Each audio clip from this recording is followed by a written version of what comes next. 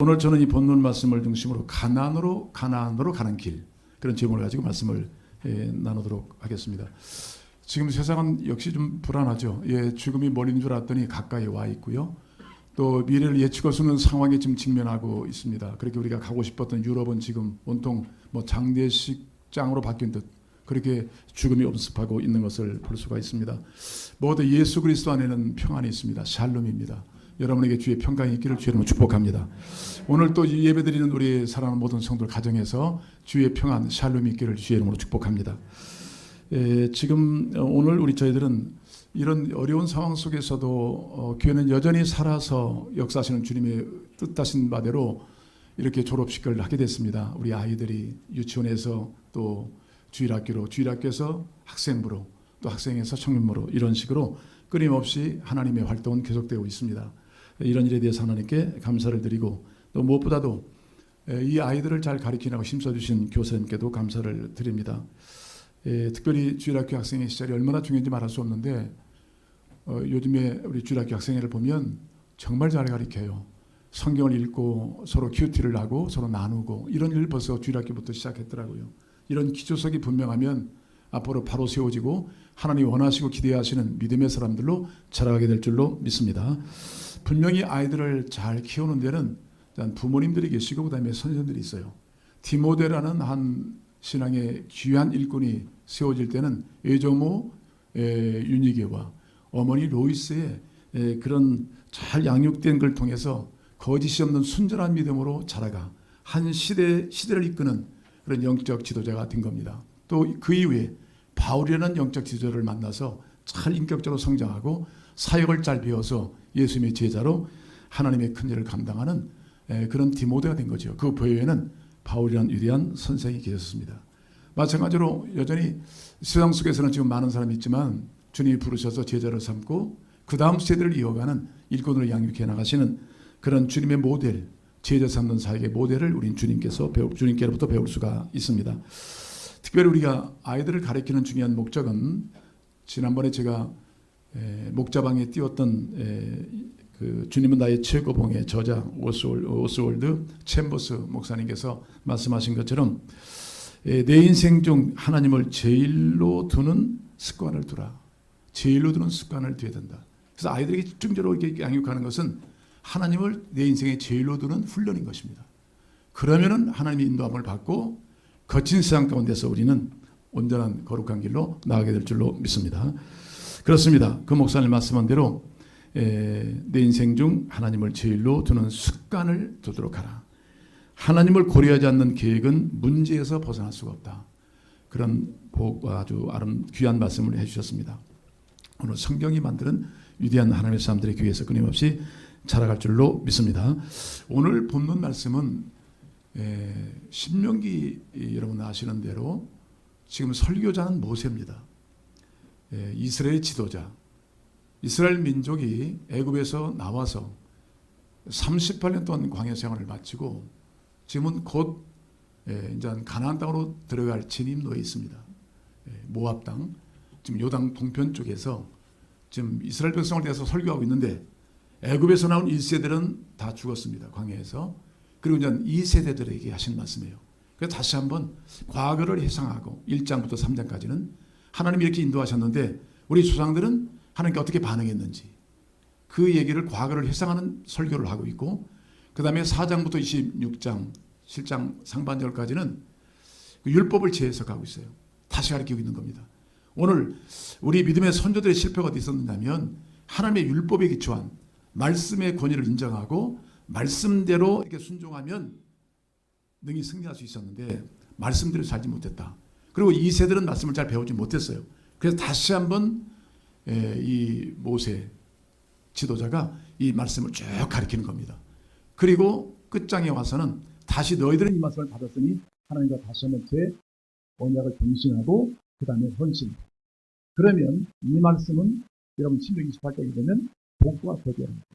순종하는 자는 데레가로 나가도 복을 받고 무엇을 해도 복을 받습니다.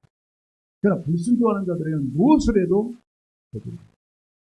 이 결론을 딱 지면서 순종하는 것은 이 땅에서뿐만 아니라 이제는 다시 말하면 가나안 땅에 들어가서 그 원리를 가지고 살면 우리는 영원히 승리할 수 있고 하나님을 잘 섬길 수가 있다. 이게 바로 하나님을 구원하신 목적이다. 그런 설교입니다. 이것이 참 설교가 특별합니다. 이 말씀은 또 과거를 회상하는 메시지, 그 다음에 미래에 어떻게 우리가 나아야 되겠는데 현실적으로 어떻게 그 말씀을 이해하고 바로 배워 나갈 것인가. 그래서 어느 분이 말씀했는데 기독교 역사는 과거와 미래가 서로 나눈 대화다.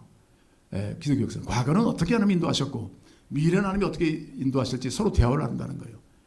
그래서 나를 본받지 마라. 과거를 말한다면 이런 점은 좋아하고 이런 점은 실패했다. 그리고 미래는 이렇게 살면 꿈을 그릴 수 있다. 그럼 현재는 뭐냐? 과거와 미래 얘기를 듣고 오늘 과거를 거울 삼고 미래의 꿈을 삼아서 오늘 그 말씀 붙들고 살아야 되겠다. 이런 결단과 행동을 하는 것이 현재다. 그렇게 말하고 있어요. 이 역사에는 하나님이 주관자가 되십니다. 그런 측면에서 오늘 이 말씀을 주고 계시는 것을 볼 수 있습니다. 저는 요즘에 이런 참 인간이 예측할 수도 없고 또 어떻게 인간이 감당할 수도 없고 미국이라는 나라가 지금 이렇게 요동하고 내일을 알 수 없는 이런 늪에 빠진 것을 보면서 이 말씀이 생각이 나요. 잠언 16장 9절.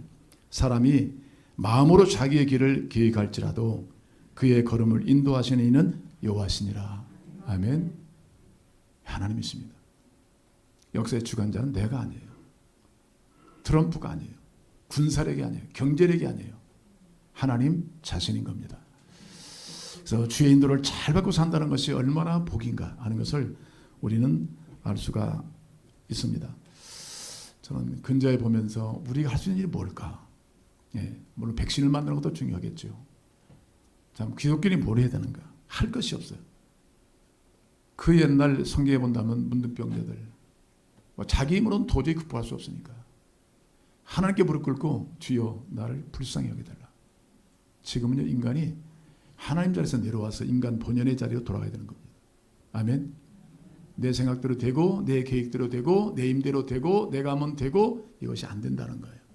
철저하게 하나님으로 살아라. 이 교훈을 성경 전체는 한마디로 요약하여 우리를 가르치고 있습니다.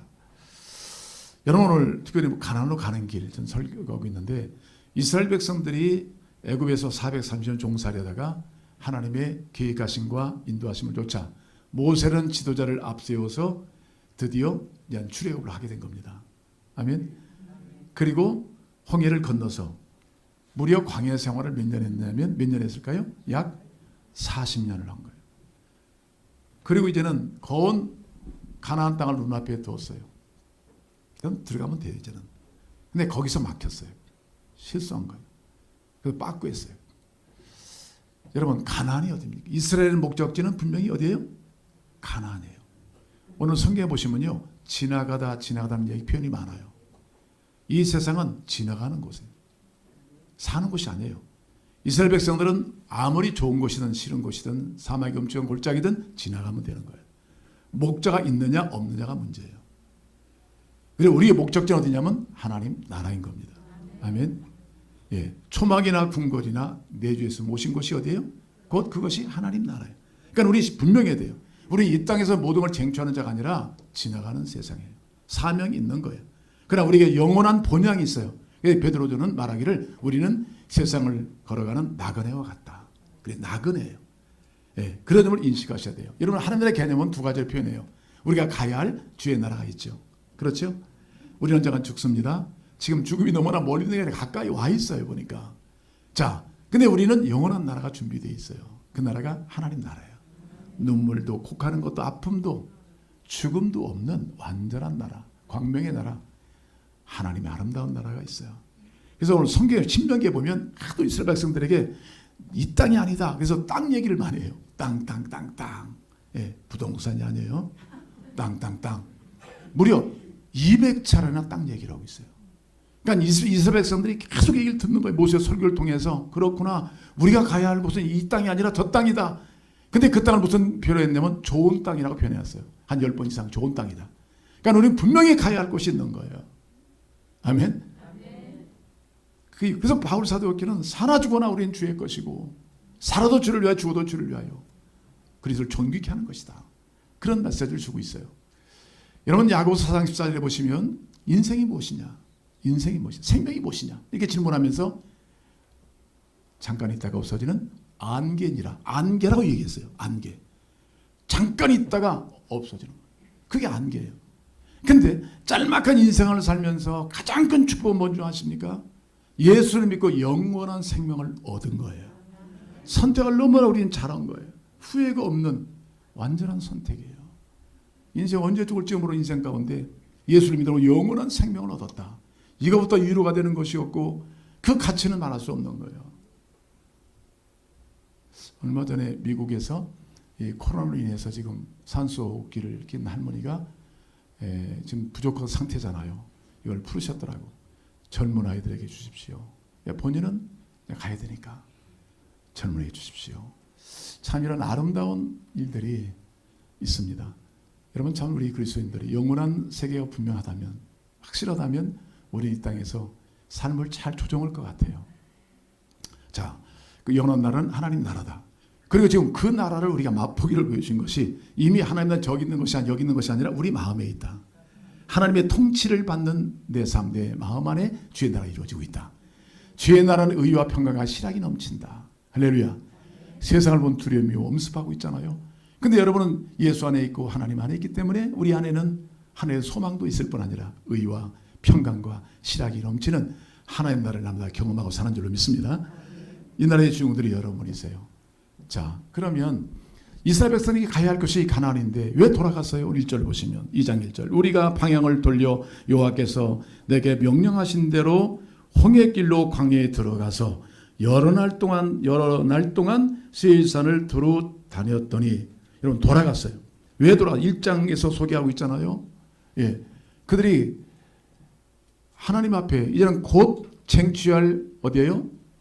가나안 땅을 눈앞에 두고 아무래도 모세 선생님 이왕 가는 것 정탐꾼을 보내서 먼저 확인하고 전쟁에 임했으면 좋겠습니다. 그게 모세 선생님께서 참 좋은 얘기다.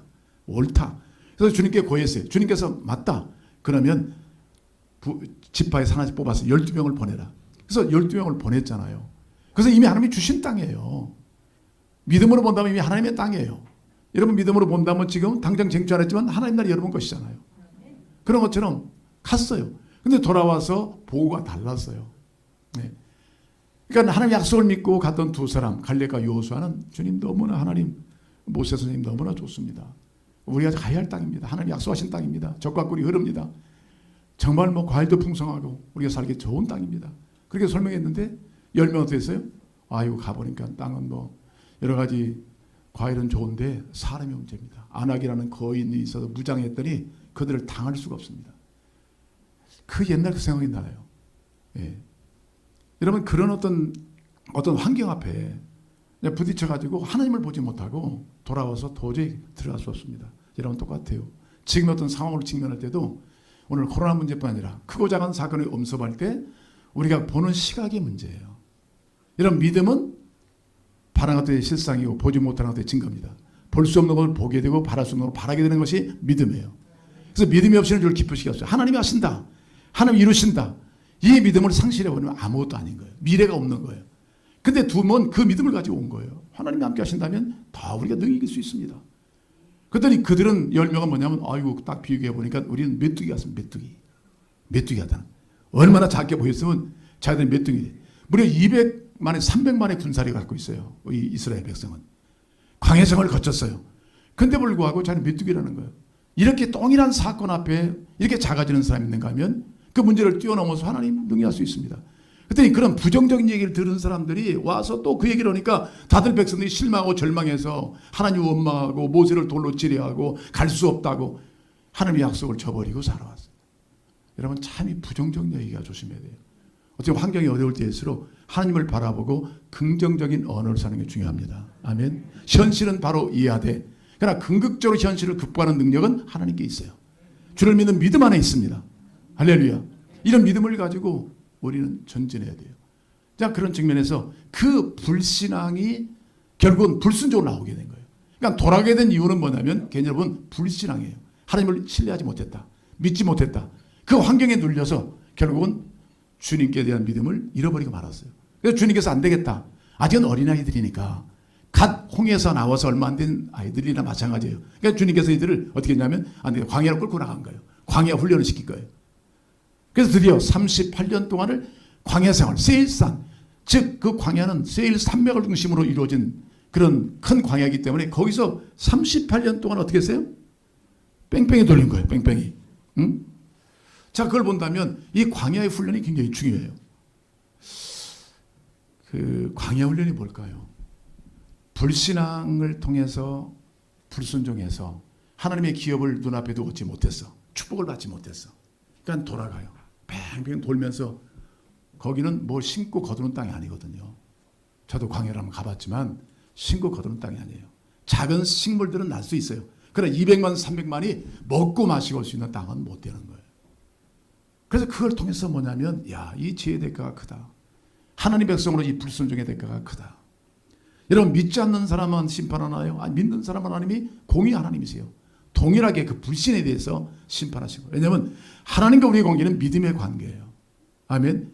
그분을 믿지 못하면 누구를 믿겠어요? 그분을 믿지 못하는데 미래가 있다고 보세요. 없지요. 그러니까 주님은 이 훈련을 시키느라고 38년 동안 뺑뺑이 돌린 거예요.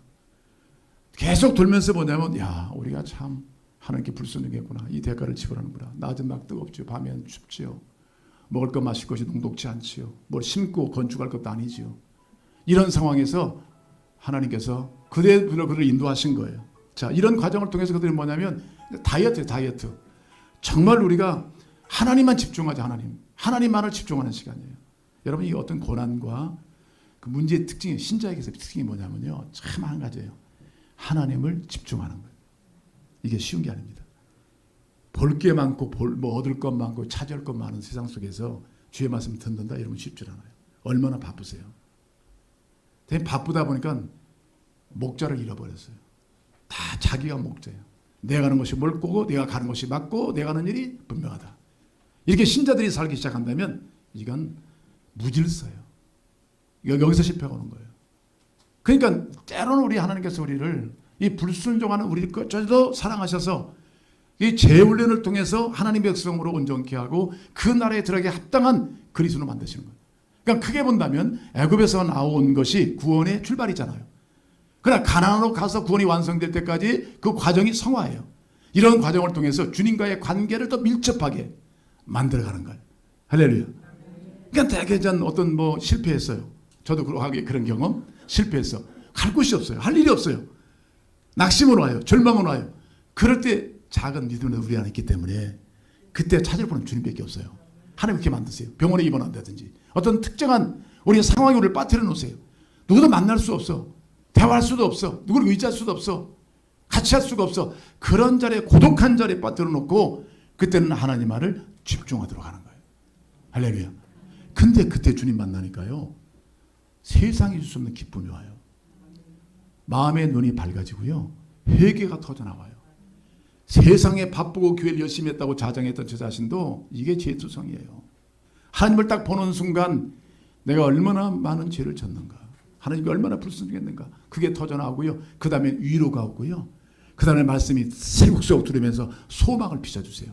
내가 가야 할 길을 밝혀주시더란 말이에요. 그러니까 광야는 너무나 중요한 훈련장이에요. 인생이 얼마나 교만한가. 그걸 가르쳐 주신 거예요. 광야에서 할 일이 없어요. 그저 이스라엘 백성들은 그 목자인 주님을 바라보고 따라가는 거예요. 그냥 가면서 그들은 가면서 성화되고 자라가고 주님을 알다 보니까 주님을 더 존경하게 되고 예배하게 되고 주님을 닮기를 열망하는 줄로 믿습니다. 이걸 놓쳐버리면요. 신앙생활은 바쁘다고 되는 게 아니에요. 다들 바빠요. 그래서 이스라엘 백성들이 가리키는 건 뭐냐면 열심보다는요. 방향성이에요. 스피드가 아니에요. 우리 신앙생활 보면 내가 열심히 하면 되겠지. 빨리 가면 되겠지. 안 돼요. 그것은 비성서적인 개념이에요. 저도 그렇게 빠졌으니까요. 나는 형제보다 앞서야 되고 친구보다 앞서야 된다. 더 열심해서 더 가야 된다. 그러니까 주님과는 멀어지고 세상과는 가까워지더라고요. 얻어진 것이 없어요. 다들 내 것이 아니야. 내 것이 아니야. 다 어디로 흘러가 버렸어. 어려운 멍에만 미어지고요. 그래서 결국은 주님을 찾으니까 주님을 제대로 만나니까 눈이 열리고 마음이 밝아지고 길이 보이고 내가 어떻게 살아야 될지를 알게 된 거예요. 아멘. 광야에는 우리 영적으로 다이어트 하셔야 돼요. 그래서 나는 포도나무 너희는 가지니 그럴 때 이 무성한 가지를 치야 된다고 했잖아요. 포도나무의 가치는 열매에 있는 거예요. 열매. 그저 내가 뭐 이런 날 저런 일을 한다, 뭐 한다. 자기를 아무리 피하라 할지라도 열매가 없는 것은 포도나무의 가치, 존재 가치가 없는 거예요. 그 가지의 존재 가치가 없는 거예요. 그런 측면에서 우리는 잘 붙어 있도록 하는 훈련이 광야 훈련이에요. 이가 안 붙으면 못 살겠구나. 비바람은 불지요. 폭풍은 치죠. 그러니까 이 가지의 생명은 어디 하면 그 나무에 붙어 있는 거거든. 그걸 배우는 것이 광야예요. 할렐루야. 그러니까 선명해지는 거예요. 주님과의 관계가 선명해져. 이런 광야 훈련을 통해서 우리 신앙이 더욱 자라난 줄로 믿습니다. 이 광야 훈련을 통해 보니까 대개 한 민족으로서의 공동체 훈련이 돼요. 참 중요하더라고요. 우리는 정말 하나다. 38년 광야 생활을 혼자 갈 수 있어요? 다 우리는 교만해서 나 혼자 먼저 가면 될 것 같아. 이 관계의 실패를 봐요. 그런데 하나님을 중심으로, 법궤를 중심으로, 성막을 중심으로 이스라엘 백성들이 잘 균형을 이뤄서 함께 가고 있잖아요. 공동체의 성공이에요. 아멘. 그래서 공동체에 뭐가 있고 권위가 있고 질서가 있는 거예요. 그걸 쫓아서 드디어 이들이 한 국가, 하나님의 나라의 아름다운 면모를 갖추기 시작하는 훈련이 광야에 있었어요. 여러분, 제가 가끔 인생 중에서 제게 큰 유익을 줬다는 것은 물론 학문도 또 신학도 다 있었지만 저를 개인적으로 훈련시키는 것은 군대였어요. 군대. 가끔 군대 얘기를 하잖아요. 남자들 군대 그냥 갔다 왔다면 의미가 없어요.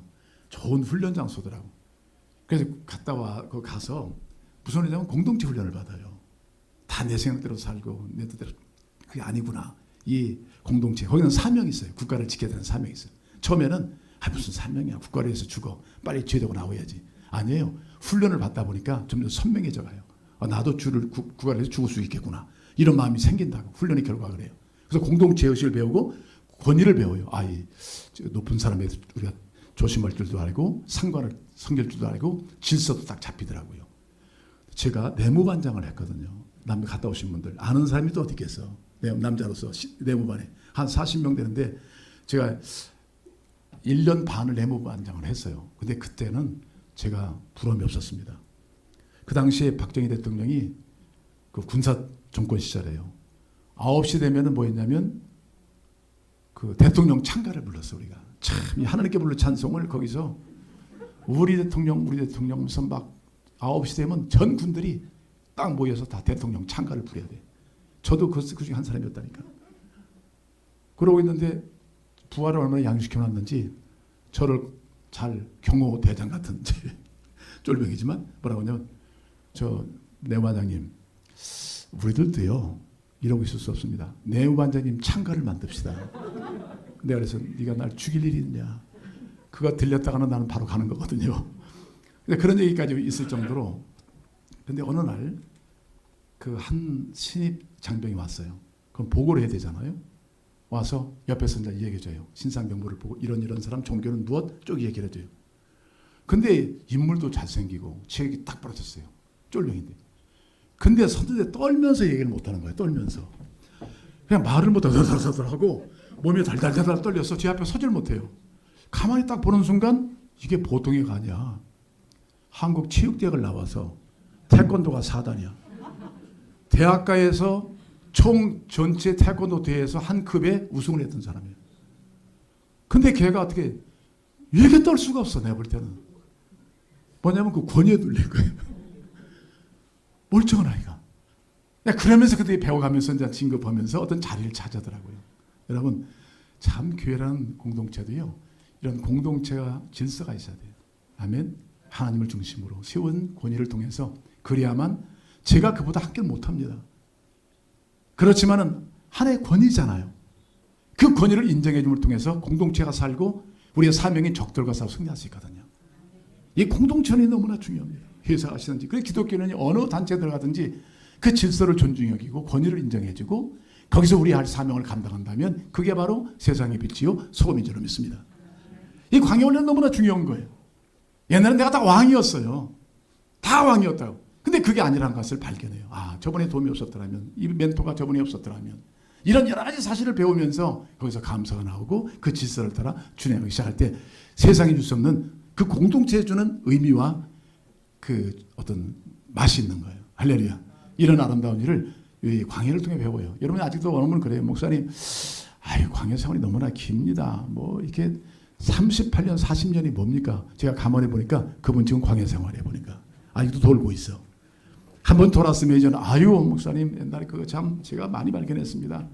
하나님께 머리 땅도 발견했고 제가 요만한 것도 발견됐고 이제는 정말 공동체도 알았고요. 정말 깨달았습니다. 이 사람은 거운 광야를 졸업하신 분들이에요. 할렐루야.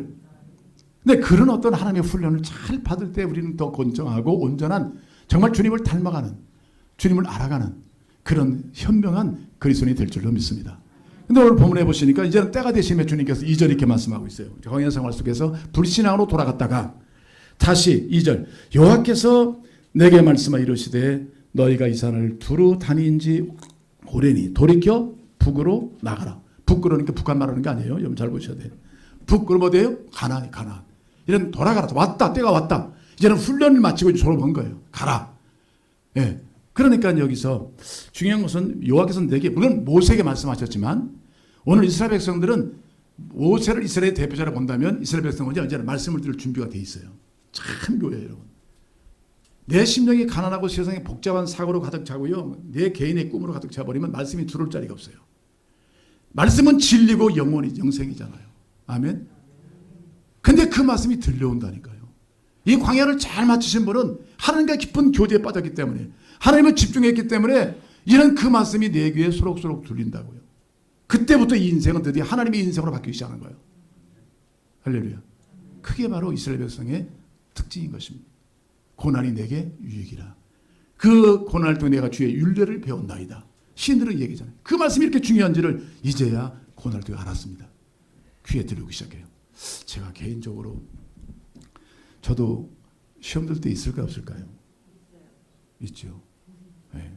목사님은 시험 안 든다? 아유 저도 인간인데 하나님이 아니라면 저도 시험 든다니까. 시험 들게 하지 마세요. 제가 오래전에 시험 들었어요. 한번.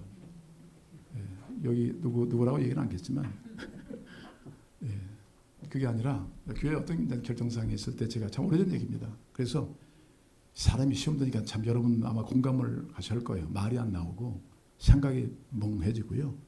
미래가 안 보이고 문제만 계속 커 보여요. 다들 왼수 같아. 조금 전에 사랑한다고 말해놓고 답답해서. 그래서 제가 막 무릎 꿇고 기도하는데 기도가 안 나와요. 말이 안 나와. 참 묘하더라고요.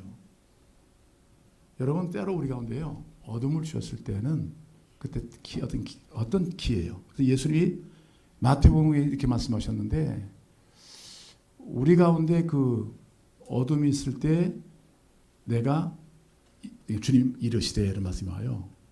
여러분 어둠이 올 때는요. 사람의 소리가 크게 도전이 안 됩니다. 어둠이 올 때는 빛 대신 주의 말씀을 드려야 돼요. 좋은 책 보는 거 중요하고 사람 만나는 거 중요하지만 아니에요. 결국은 하나님의 음성을 제대로 드려야 돼요. 제가 엎드려서 그렇게 침묵하고 마음을 토로하고 주님 제가 죽겠습니다. 전 아무것도 할 수 없는 사람입니다. 근데 주님이 그걸 원하신 것 같아요. 아무것도 할 수 없는 사람이 돼야만 주의를 할 수 있어요. 보니까. 신앙의 능력은 제자의 능력은요. 나를 자기를 부인하는 데 있어요. 내가 있으니까 주 일이 안 되는 거예요. 내가 부인되면 하나님 일이 되게 돼 있어요. 그래서 제가 너무나 낙심돼서 막 엎드려서 그리고 어느 순간에 주님이 저를 아세요 모르세요? 아시죠? 오늘 7장에서도 7절에도 말하고 있잖아요. 아세요 다. 광야 생활 다 주님 아세요. 그러니까 그분이 책임져 주시는 함께 하시는 오두만 말씀해 주셨더라고요. 근데 말씀을 듣는 순간 여러분 보세요. 제가 언제 그런 문제에 직면했는지 벌떡 일어났다니까. 지금까지 걸어왔어. 근데 제가 그때 일어날 때 8층에 스탠다드로 큰 십자가가 있었습니다. 제가 그 밑에서 그래도 십자가의 은혜를 받겠다고 엎드려서 머리 쳐들어 받고 기도하고 있었어요. 너무나 감사 일어나다가 머리를 쪘어요. 얼마나 이거 쨌든지 저는 머리가 반 정도 나는 줄 알았어. 근데 당연히 머리를 붙잡아 주셨고 그때 너 맛을 봤지 한번. 그 맛을 보고 제가 그 이후로 하나님 주시는 말할 수 없는 평안, 말할 수 없는 자유, 말할 수 없는 기쁨. 문제가 작게 보여. 가데스 바네아에서 갔던 그 사람들은 문제를 너무나 크게 봤어요. 하나님을 작게 보고. 근데 하나님과의 정확한 교제를 이루다 보니까 주님이 점점 크게 보이더구만 나중에는 더 크게 보이는 거예요. 온 인류를 지배하시는 분은 하나님 한 분밖에 없습니다. 그 크신 분을 보는 거예요. 그래서 이런 광야 생활을 잘 마치고 말씀이 새롭게 들어와. 그래서 북으로 가기 시작하는 거예요. 근데 갈 때 마지막 오늘 조금 길지만 제가 말씀 4절, 5절, 6절 읽고 정리합시다. 4절부터 6절까지 읽겠습니다. 시작. 너는 또 백성에게 명령하여 이르기를 너희는 세일산에 거주하는 너희의 동족 에서의 자손이 사는 지역으로 지날진대 그들이 너희를 두려워하리니 너희는 스스로 깊이 삼가고 그들과 다투지 말라. 그들의 땅은 한 발자국도 너에게 주지 아니하리니 이는 내가 세일산을 에서에서 기업으로 주었습니다. 너희는 돈으로 그들에게서 양식을 사서 먹고 돈으로 그들에게 물을 사서 마시라. 지나가라는 얘기예요. 그러니까 싸우지 말아라. 거기는 어떤 값을 지고라도 거기 통과해야 된다. 그리고 앞에 후에 보면 아모리족 속가는 싸우라고 말씀했어요. 이게 하나님의 주권 속에 속하는 건데 여러분 잘 그걸 받아들인 민족은 살아났어요. 그 영적으로 보면 구원입니다. 구원. 근데 싸운 하나님을 거역한 백성은 심판받고 저주를 받았어요. 그러니까 크게 본다면 성경은 구원과 심판은 나눠져 있어요. 근데 여기서 우리가 이 에서는 누굽니까? 에서의 지금 자손이 살고 있잖아요. 그 지역이요 지금요. 그런데 이 에서의 자손은 누굽니까? 에서는 야곱의 형제예요. 그러니까 지날 때 그 바로 형제가 사는 지역을 지나가는 거예요. 근데 거기는 좋은 땅이에요. 기름진 곳이기도 합니다. 근데 지나가는 거예요. 근데 에서는 뭐냐? 누구냐면 야곱과 쌍둥이에요. 그러니까 야곱이 에서고 에서가 야곱인 거예요. 아시죠? 한 몸에 한 몸. 쌍둥이인데 뭐. 그런 것처럼 우리는 예수 그리스도 안에서 누가 돼요? 한 그리스도의 피로 한 형제가 됐어요. 그래서 우리가 지나갈 때 이런 세상을 살아가면서 교회 사명을 감당하면서 우리는 형제로 어떻게 된다? 사랑이 된다. 여러분 보는 거 보시면 다 너에게 줄 땅이 아니야. 각자 있어. 다 하나님이 경계를 그어놓으셨어요. 온 우주 만물에 다 경계를 그어놓으셨어요. 근데 불신자라 하더라도 하나님 그들을 사랑하세요. 그 왜냐면 뭔 말냐면 비도 내리시고 햇빛도 다 내리신다고 말씀하고 있어요. 그러니까 우리 함부로 되면 안 된다. 그래도 다 사랑하고 있다. 우리는 특별한 종자예요. 예정했죠. 택했죠. 구원받았죠. 하나님의 자녀가 되었죠. 그러니까 이런 너희들이 이 은총을 입은 너희들이 그들을 함부로 대해서는 안 된다. 그들도 미래의 신자다.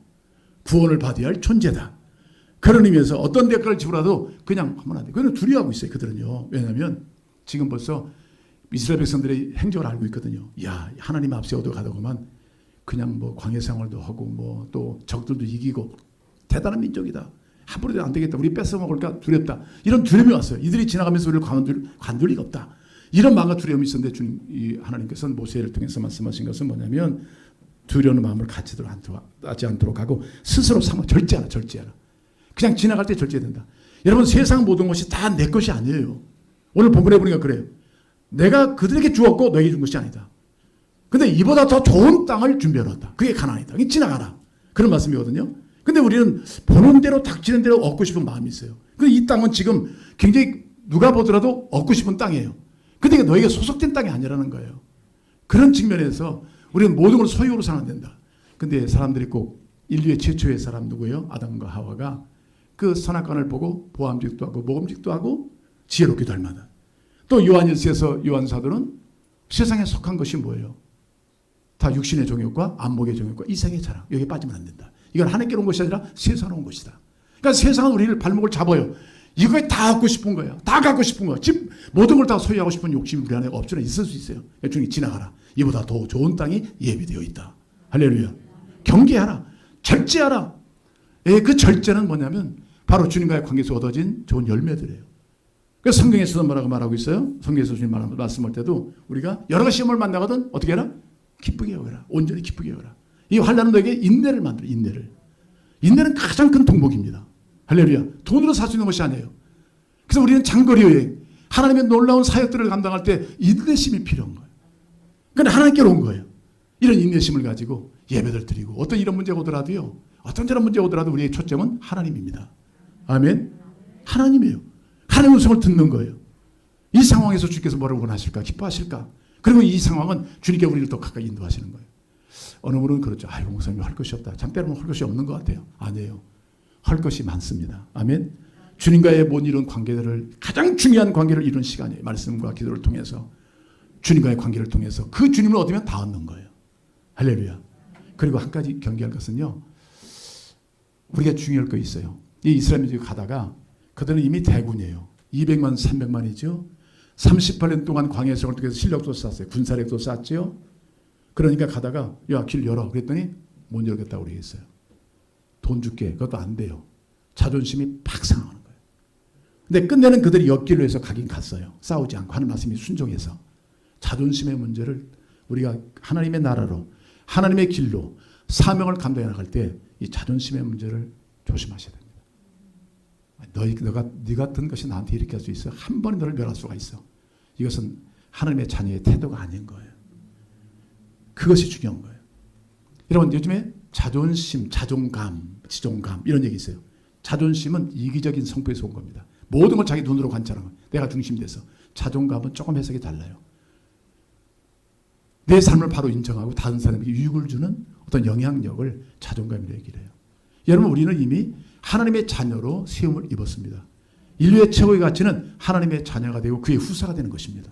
그의 성품을 물려받는 것입니다. 그게 바로 가장 이상적인 하나님의 자녀의 축복인 것입니다. 아멘. 그래서 우리는 놀라운 축복을 받았어요. 그래서 특별히 교회 안에서 여러분 특별히 사역하실 때 참 경계하세요. 자, 비교하지 마세요. 열등식, 비교하다 보면 열등식에 빠질 수 있고요. 우월의식에 꼭 빠지게 돼 있어요. 이건 좋지 않은 거예요. 되게 열등의식에서 나오는 수가 많아요. 나를 무시했어. 이런 얘기 하지 마세요. 우리가 하나님께로 가는 길에 이걸 해결해야 돼요. 그것도 약함이지만 바꾸셔야 돼요. 하나님의 자녀는 하나님께 인정받은 자녀들이에요. 십자가의 보혈로 구속받은 자녀예요. 그 당당함을 가지고 하나님 사랑, 이웃 사랑을 실천해 나가는 여러분 되시길 바랍니다. 이게 지나가면서 우리가 할 사명인 것인 줄 믿습니다. 자, 그럼 7절 보세요. 마지막으로 7절. 광야 생활 30년 동안 하나님 뭐 하셨나? 아무것도 없었다? 아니에요. 읽겠습니다. 시작. 네 하나님 여호와께서 내가 하는 모든 일에 내게 복을 주시고 내가 이 큰 광야에 두루 다님을 알고 네 하나님 여호와께서 이 40년 동안을 너와 함께 하셨으므로 내게 부족함이 없었느니라. 아멘. 여러분 하나님을 떠난 적이 없어요. 광야 생활 속에서 주님이 함께 하셨대요. 계속 복을 주셨대요. 보니까 위에 보니까 돈도 있어요. 보니까 물살돈 먹을 다 있더라고. 광야가 식구 거둔 땅이 아니라고 했잖아요. 하나님이 다 자기 백성을 책임진다는 거예요. 복을 주셨고 그 다음에 그들을 알아 형편을 다 아니까 하나님이 하늘을 여시고 바다를 여시고 뭐 바위를 깨뜨려서 먹을 거 다 주셨어요. 이게 하나님의 사랑이에요. 지금 아무것도 안 된다고 아니에요. 하나님은 분명히 우리가 주를 바라보고 주를 의리하고 따라가다 보면 하나님 38년 동안 거침없이 하나님 분명히 우리 필요한 것을 공급하실 줄로 믿습니다.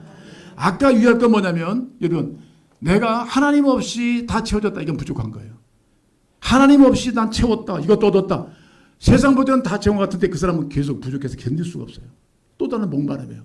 그러나 주님이 작게 주시더라도 이것이 하나님께로 온 것이라 그러면요. 내 마음에 풍족함이 있어요. 이게 신자의 능력인 거예요. 그렇기 때문에 연약한 신자들 당당하게 십자가의 길로 영원한 주의 길로 가를 수 있는 능력이 있냐면 주로부터 채움을 받았기 때문에 그런 거예요. 결론적으로 제가 말씀드리겠습니다. 예수님이 이 땅에 오셔서 하나님 아버지 말씀에 순종했잖아요. 그리고 이제 겟세마네에서 기도하시고 그 다음날 십자가로 올라가시는데 열심히 있는 베드로가 그 모습을 보니까 대제사장 말고의 귀를 칼로 탁 잘라버렸어요. 주님께서 그러지 마라. 내 나라는 세상 나라와 다르다. 칼로 쓴 자는 칼로 망할 것이다. 예. 여러분 칼로 이긴다면 주님은 예루살렘 성의 왕이 되셔야 되는 거예요. 현실적인 왕. 근데 주님은 다른 길로 가셨어요. 하나님 원하시는 길로. 세상에 붙잡는 길 아니라 그 길로 가셨어요. 골고다로 올라가셨어요. 올라가셔서 그는 두 손에 못 자고 두 발에 못 자고 머리에 가시 관련 옆구리에 창을 찔리고 피를 다 쏟으셨습니다. 이게 예수님의 끝입니까? No. 3일 만에 부활하셨습니다. 모든 인류가 예수 이름을 부르고 그 발에 엎드려서 그 이름 부르면 다 구원을 받습니다. 세상에 우리 구원을 주는 이름이 어디 있습니까? 지금 이 불안한 시대에 누가 우리에게 구원을 줍니까? 누구에게 샬롬의 은혜를 줍니까? 누가 우리에게 영혼을 줍니까? 오직 예수 그리스도. 그는 아버지의 길 원하신 길로 갔어요. 여러분 우리는 그 길 하나님이 예비하신 좋은 땅 그 아름다운 나라가 있음에 사명을 감당하되 주님을 섬기고 이웃을 사랑하며 함께 가는 여정이 되시길 주의 이름으로 축복합니다. 기도하겠습니다.